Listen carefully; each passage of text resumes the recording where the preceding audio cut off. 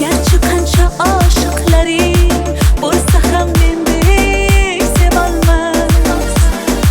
Ko'ngil istar bir o'zingni, boshqa o'rning bosolmas. Yozay desam ojiz qalam, ta'rifinga so'z topilmas. Men uchun hammadan yaxshi o'zingsan, boshqasi bo'lolmas.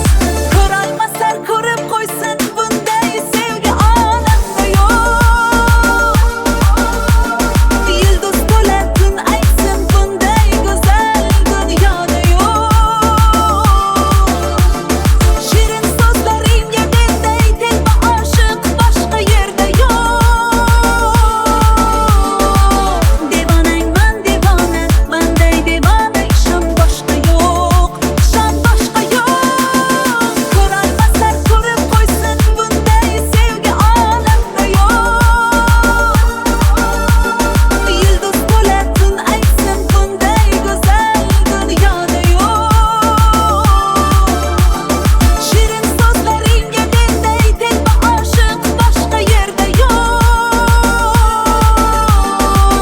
Devonangman devona, manday devona, ishon boshqa yo'q, ishon boshqa yo'q.